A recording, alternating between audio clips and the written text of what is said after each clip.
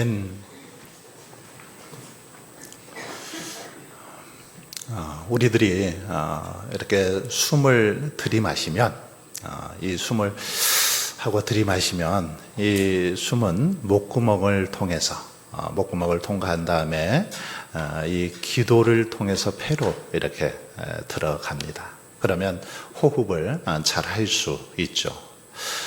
이 목구멍 하나처럼 보이지만 이 목 속에는 기도와 그리고 식도로 그렇게 나뉘어져 있는 것을 볼 수 있습니다. 음식물은 식도로 넘어가야죠. 만일 잘못해서 이 음식물이 기도로 들어가게 되면 어떻게 됩니까? 재채기가 나옵니다. 우리가 이것을 살에 들렸다고 하죠. 잘못해서 기도로 들어가게 되면 순간 재채기를 하는 것을 볼 수 있습니다. 기도로 음식물이 들어가면 숨을 쉬지 못해서 잘못하면 죽을 수 있으니까 몸이 반사적으로 그렇게 반응을 한 겁니다. 그래서 재채기를 하면서 이 음식물이 들어오지 못하도록 하는 것이죠. 여러분, 우리 몸은 건강하기 위해서는 이렇게 몸의 혈액순환이 잘 되어야 합니다. 그래서 혈액순환을 위해서 좋은 그런 영양제도 먹고 약도 드시는 경우들도 있습니다. 이 뇌혈관이 막히면 뇌경색이 나오는 거죠. 그리고 이 심혈관 쪽이 막히게 되면 심근경색으로 인해서 어려움을 겪게 되는 것을 볼 수 있습니다. 그런데 우리가 살아가는 이 땅의 그 모습들을 보면 이 막힐 때 문제가 생기는 걸 볼 수 있습니다. 몸에 이런 혈관뿐만 아니라 수도관이 막히거나 하수관이 막히면 고생을 해야 됩니다. 어려움을 겪게 되죠. 어디든지 막히면 안 되는 것입니다. 사람하고 막혀도 안 되고 더더욱 하나님과 막혀서는 안 됩니다. 하나님과 막히면 그 인생은 파멸로 그렇게 치달을 수밖에 없습니다. 막힌 거 뚫어야 하죠.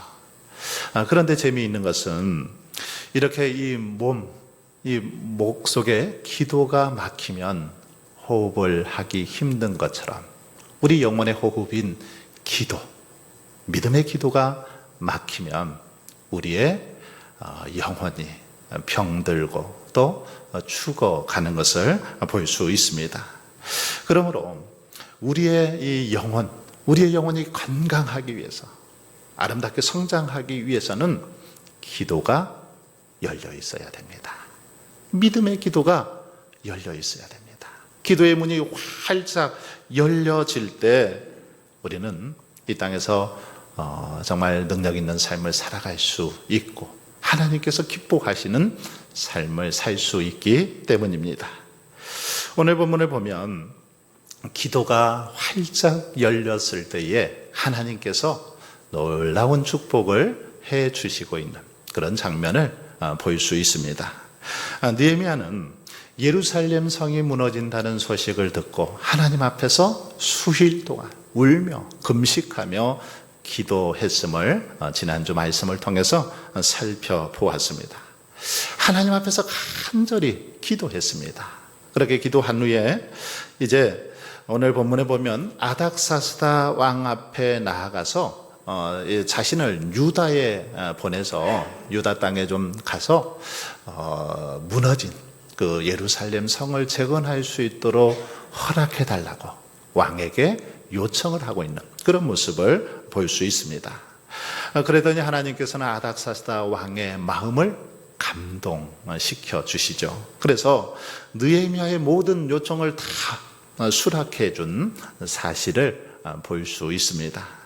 그러므로 이 시간은 본문을 중심으로 영적 호흡인 성도들의 기도, 이 기도가 무엇인지를 다시 한번 생각해보고 기도가 열릴 때, 기도의 삶을 살아갈 때 우리에게 어떤 은총이 주어지는지를 살펴보면서 은혜를 나누고자 합니다.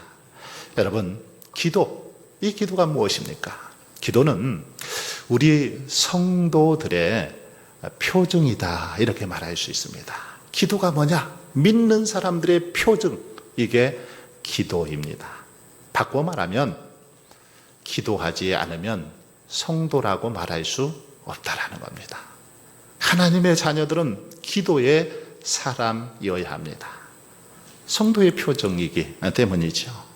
4절 하반절에 보시면 아닥사스다 왕으로부터 내가 무엇을 원하느냐라는 이 말을 들은 느헤미야가 곧 하늘의 하나님께 묵도하였다, 이렇게 기록을 하고 있습니다. 내가 뭘 원하느냐, 이렇게 말할 때 하늘의 하나님께 묵도했다라고 기록하고 있죠. 여러분, 아닥사스다가 느헤미야에게 내가 무엇을 원하느냐 이렇게 말한 것은 어떤 의미가 있습니까? 느헤미야를 아닥사스다 왕이 신뢰한다라는 그런 의미가 이 속에 포함이 되어 있습니다.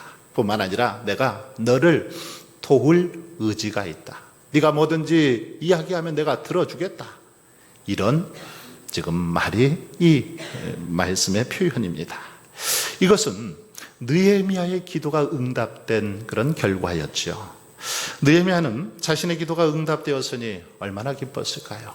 지금 하나님 앞에 기도했더니 하나님께서 왕의 마음을 감동시켜서 응답해 주신 것입니다. 그런데 본문을 보시면 내가 무엇을 원하느냐라는 이 말에도 느헤미야는 잠시 하나님 앞에 묵도했다라고 말합니다. 조용히 하나님 앞에 기도했다라는 거죠. 즉 느헤미야는 자신의 기도가 응답되었다고 생각되는 그 시점에도 즉시 하나님 앞에 기도했다라는 것입니다. 즉시로 자기의 어떤 요구를 왕에게 구하지 않고 먼저 하나님 앞에 기도했다라는 거죠. 이것은 느헤미야가 참으로 신실한 기도의 사람이었음을 우리에게 잘 보여주고 있습니다. 그렇습니다. 느헤미야는 기도의 사람이었습니다. 그는 항상 하나님께 기도했습니다. 기도가 응답된 그 순간에도 다시 기도했다라는 것입니다. 여러분, 우리들은 어떤 그 다급한 문제로 인해서 열심히 기도해서 하나님께서 기도 응답을 해 주시면 어떻습니까? 응답받는 그 순간부터 기도를 끊어버리는 경우들이 많이 있습니다.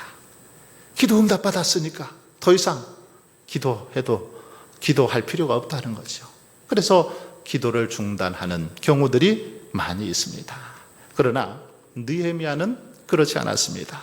그는 응답이 되었어도, 문제가 해결되었어도 여전히 하나님 앞에 기도하고 있는 그런 모습을 볼 수 있습니다. 이것은 그가 하나님의 주권을 절대적으로 인정하고 하나님을 온전히 의지했다라는 사실을 우리에게 보여주고 있습니다. 여러분, 하나님께 기도한다라는 거, 이것이 뭡니까? 이것은 다른 말로 말하면 하나님을 온전히 신뢰하고 의지한다라는 그런 말입니다. 하나님 앞에 기도하는 거, 하나님의 주권을 온전히 신뢰하고 의지한다라는 그런 표현이죠. 하나님을 의지하지 않는 사람 어떻습니까? 기도하지 않습니다. 하나님을 의지하는 사람들만이 기도하는 거죠. 그래서 성경을 보면 위대한 믿음의 사람들, 그들은 한결같이 다 하나님 앞에 부르짖어 기도하는 그런 삶을 살았던 것을 볼 수 있습니다. 우리 주님도 여러분 기도하심으로 당신께서 하나님을 의지하신다라는 사실을 보여주고 있습니다. 신이신 우리 주님께서도 하나님 앞에 간절히 기도함으로 하나님을 온전히 신뢰하고 의지하는 모습을 보여주셨습니다. 여러분, 그렇다면 한번 우리의 모습은 어떤지 돌아보십시오. 주님께서도 기도하셨는데 우리는 어떻습니까? 우리는 하나님의 주권을 인정하고 하나님을 온전히 정말 의지하고 있습니까? 즉 다시 말하면 우리는 기도의 사람입니까?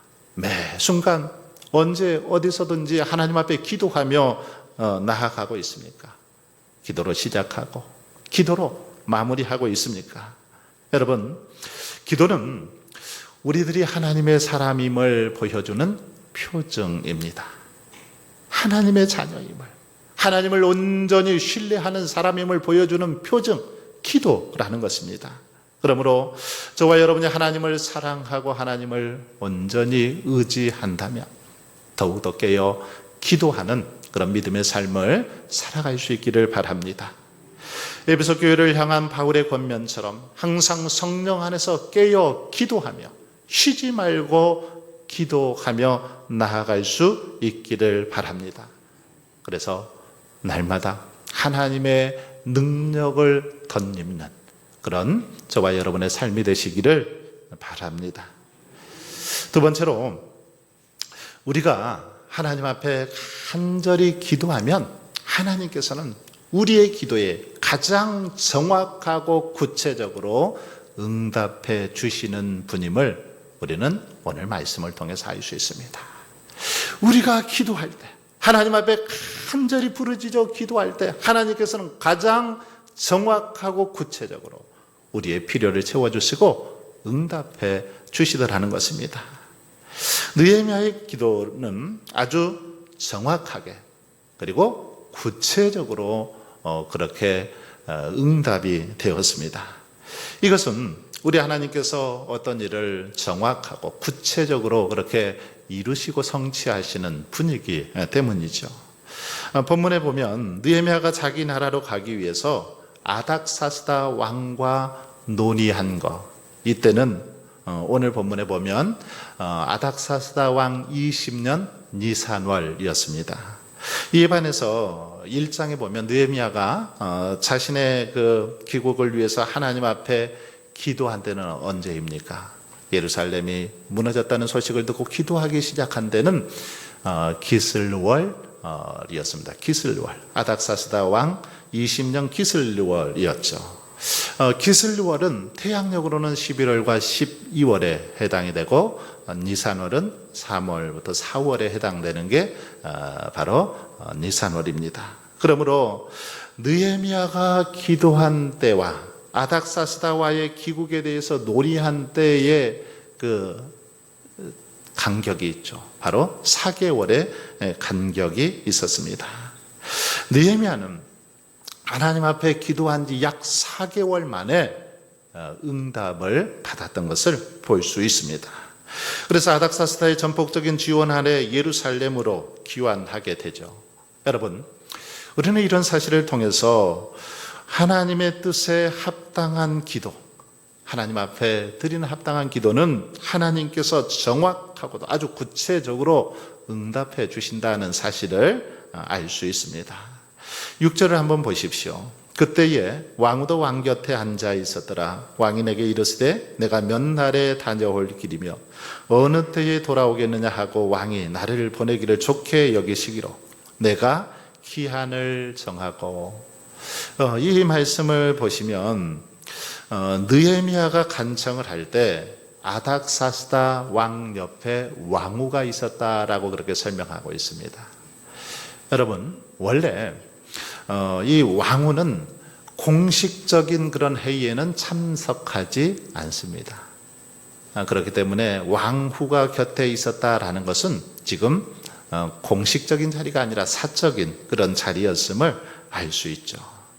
왕은 사석에서 내가 기쁘게 허락은 하겠는데 언제 돌아올 수 있겠느냐라고 지금 느헤미야에게 물어보았다라는 것입니다. 역사학자들에 의하면 아닥사스다 왕은 정이 많거나 또는 뭐 성격이 좋거나 은혜를 베푸는 그런 사람이 아니었습니다. 까다롭고 화를 쉽게 이렇게 내고 변덕이 심한 사람이었다라고 그렇게 역사학자들은 설명하고 있습니다.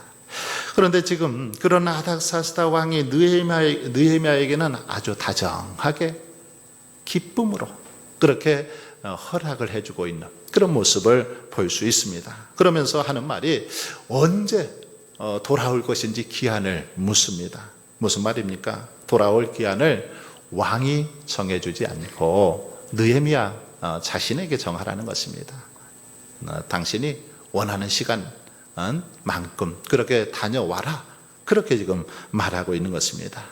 여러분, 만일 아닥사스다 왕이 여러분에게 얼마나 시간이 필요하겠느냐, 얼마면 되겠느냐 이렇게 묻는다면 여러분은 뭐라고 대답하겠습니까? 오늘 본문에 한번 느헤미야의 모습을 보십시오. 오늘 본문에는 기록되어 있지 않지만 5장 14절에 보시면 느헤미야는 무려 12년 동안 유다 땅에 머물렀습니다. 유다 땅에 머물면서 녹도 받지 않고 무너진 성을 완공했던 것을 볼 수 있습니다. 세계를 다스리는 페르시아 왕궁의 막대한 부와 권력을 뒤로 한 채 무려 이 1500km나 떨어져 있는 예루살렘 다 무너지고 소실되고 불타버린 그런 예루살렘, 아직도 다른 종족들의 공격으로 죽음의 이업 속에서 살아가야 하는 그곳에서 무려 12년을 그렇게 머물렀던 걸 볼 수 있습니다. 하나님께 간절히 기도했더니 하나님께서 무려 12년이라는 시간을 그에게 허락해 준 겁니다. 선물로 준 거죠. 뿐만 아니라 느헤미야는 강서쪽의 총독들에게 왕의 조서를 내려서 자신이 이렇게 유다에 들어가기까지 무사 좀 통과할 수 있게 해달라고 요청을 합니다. 뿐만 아니라 왕의 살림 감독 아삽에게 조서를 내려서 성전과 성문과 자기 집을 짓는 데 필요한 목재도 좀 공급하게 해달라고 요청하고 있는 것을 볼 수 있습니다. 그런데 이 모든 요구를 다 들어주었습니다. 다 들어주었죠. 그리고 그가 구하지 않는 군대 장관과 마병까지도 그렇게 붙여준 것을 볼 수 있습니다. 간절히 하나님 앞에 기도했더니 하나님께서는 느헤미야의 기도를 들으시고 정확하고 아주 구체적으로 그렇게 그의 기도에 다 응답해 주시는 모습을 이 말씀을 통해서 우리는 분명하게 알 수 있습니다.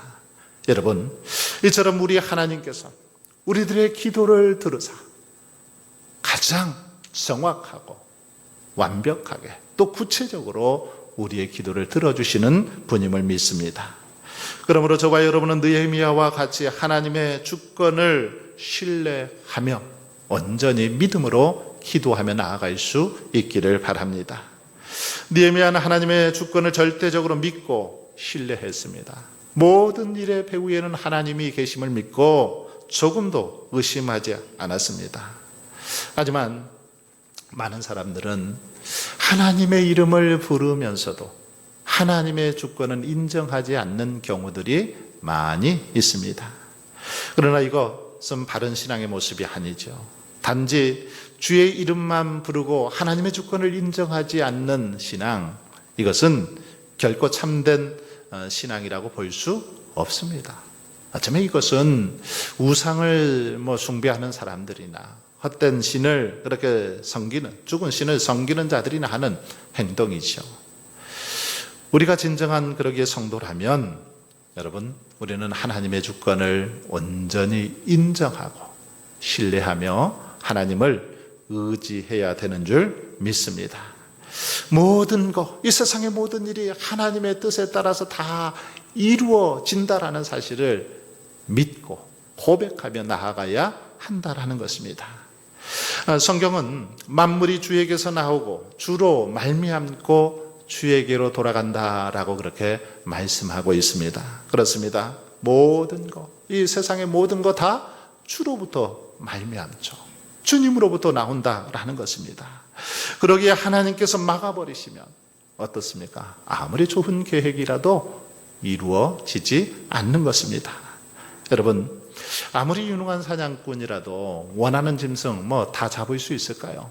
그렇지 않습니다. 잠새 한 마리도 하나님의 소유고 또 그분의 주권 아래 있기 때문에 하나님께서 막으시면, 하나님께서 도와주시지 않으면 안 되는 것이죠.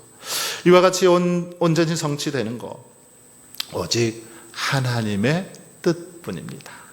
하나님의 뜻 안에서, 하나님의 주권 안에서 모든 것이 이루어지더라는 겁니다.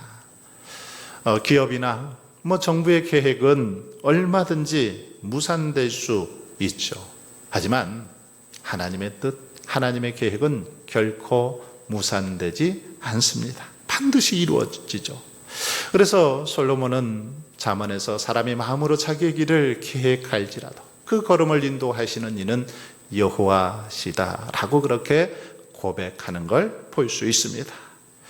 여러분, 여호수아의 한번 여호수아서의 말씀을 보십시오. 이스라엘 백성들은 하나님의 도우심으로 여리고 성을 그렇게 정복합니다. 하나님께서 도와주셔서 역사하셔서 그 견고한 여리고 성을 정복하죠.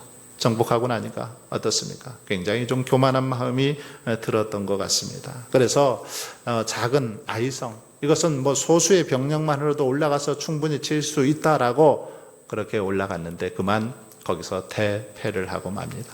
그래서 무려 36명의 군사들이 죽게 되죠.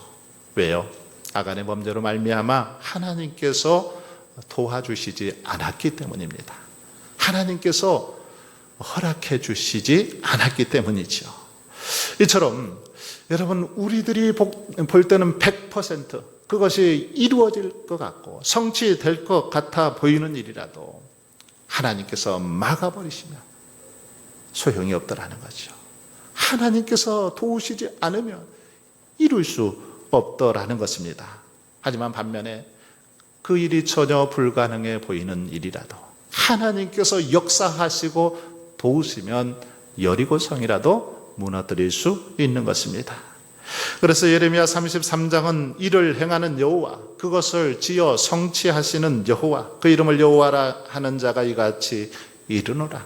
너는 내게 부르짖으라. 내가 내게 응답하겠고 내가 알지 못하는 크고 비밀한 일을 보이리라. 그렇게 약속하고 있습니다. 여러분, 그러므로 이를 성취하시는 분이 여호와 하나님이심을 믿고 하나님 허락 없이는 아무것도 이루어질 수 없음을 저희들이 깨달을 수 있기를 바랍니다.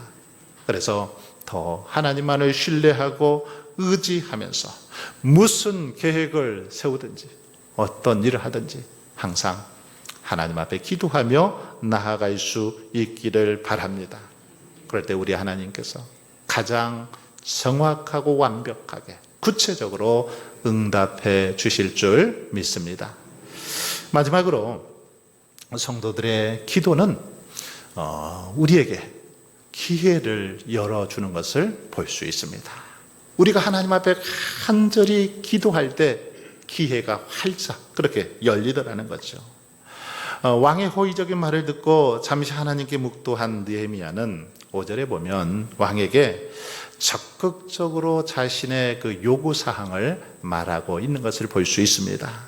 그는 바로 지금 이 순간, 바로 이 순간이 하나님께서 자신에게 주신 기회다라고 생각했던 거죠. 그래서 왕에게 자신의 요구를 다 이렇게 낱낱이 아뢰고 있는 그런 모습을 볼 수 있습니다. 그래서 느헤미야는 자신을 예루살렘에 보내서 예루살렘 성을 재건해 달라고 하죠. 느헤미야는 자신의 요구가 받아들여질 것인지 아닌지 분명히 알 수는 없었지만 그는 이때가 기회다라는 사실을 알고는 그렇게 지금 왕에게 구하고 있는 것입니다. 여러분, 이 기회는 자주 주어지는 것이 아닙니다. 한번 놓치면 언제 다시 기회를 잡을지도 모르죠. 그러므로 우리는 기회가 있을 때 그 기회를 잘 붙잡아야 됩니다. 되게 성공적인 인생을 산 사람들, 그들을 보면 기회를 잘 이렇게 붙잡았습니다. 그 기회를 잘 활용했던 그런 사람들임을 볼 수 있습니다. 그래서 성경은 우리에게 그렇게 말합니다. 세월을 아끼라. 세월을 아끼라. 이 세월을 아끼라는 말은 곧 기회를 충분히 활용해라, 이런 말이기도 합니다. 기회가 있을 때 그 기회를 충분히 활용하라는 것입니다. 왜요? 인생의 성패는 기회가 얼마나 많이 주어졌는가가 아니라 기회가 주어졌을 때 이것을 어떻게 활용했느냐에 따라서 결정되기 때문입니다. 그렇습니다. 성공적인 사람들은 사람들을 보면 기회가 자주 그들에게 주어졌다기보다는 한 번의 기회가 주어졌을 때 그 한 번의 기회를 꽉 붙잡았던 사람들임을 볼 수 있습니다. 믿음의 조상 아브라함을 한번 보십시오. 그에게 기회가 주어졌을 때 그는 한 번에 붙잡았습니다. 본토 친척 아버지의 집을 떠나서 내게 지시할 땅으로 가라 명하셨을 때 아브라함은 한 번에 그 기회를 붙잡았죠. 그럴 때 믿음의 조상이 될 수 있었던 것을 볼 수 있습니다. 여러분, 이 세상에서 가장 어리석은 사람 어떤 사람일까요? 기회가 항상 있을 것이라고 믿고 지금 우리에게 주어진 기회를 그냥 흘려보내버리는 사람, 이런 사람이야말로 가장 어리석은 사람, 미련한 사람입니다. 여러분, 기회는 지나가면 다시 오지 않습니다. 기회가 그러기에 찾아올 때 붙잡아야 되죠. 우리에게 기회가 주어질 때 붙잡아야 된다는 것입니다. 하나님께서는 오늘이라는 시간을, 지금이라는 시간을 우리에게 주셨습니다. 이 시간 가장 좋은 기회이죠. 내일이 찾아오지 않을 수도 있기 때문입니다. 어리석은 부자의 비유를 통해서 알 수 있는 것처럼 주께서 허락하시지 않으면 우리 인생에 단 1분도 지속될 수 없습니다. 하나님께서 허락해 주시지 않으면 내일을 맞이하지 못할 수도 있더라는 것입니다. 따라서 우리는 기회가 주어졌을 때 그 기회를 놓쳐서는 안 됩니다. 우리에게 기회가 주어졌을 때 붙잡아야 됩니다. 구원의 기회, 전도의 기회, 봉사의 기회, 사랑의 기회, 우리에게 주어졌을 때 붙잡아야 된다는 것입니다. 그러므로 여러분, 주를 만날 기회가 있을 때 만나기 위해서 힘쓸 수 있기를 바랍니다. 은혜 받을 만한 기회가 있을 때 그 기회를 붙잡으십시오. 사랑할 수 있는 기회가 있을 때 사랑하고 헌신할 수 있는 기회가 있을 때 헌신하십시오. 무엇보다 우리가 기도할 수 있을 때 기도하는 저와 여러분이 되실 수 있기를 바랍니다. 왜냐하면 기도가 열려야 살고 기도가 열려야 기회가 찾아오고 복된 삶을 살아갈 수 있기 때문입니다. 사랑하는 성도 여러분, 그러므로 간절히 바라기는 저와 여러분이 느헤미야와 같은 이 기도를 통해서 성도의 표징을 보여주며 살 수 있기를 바랍니다.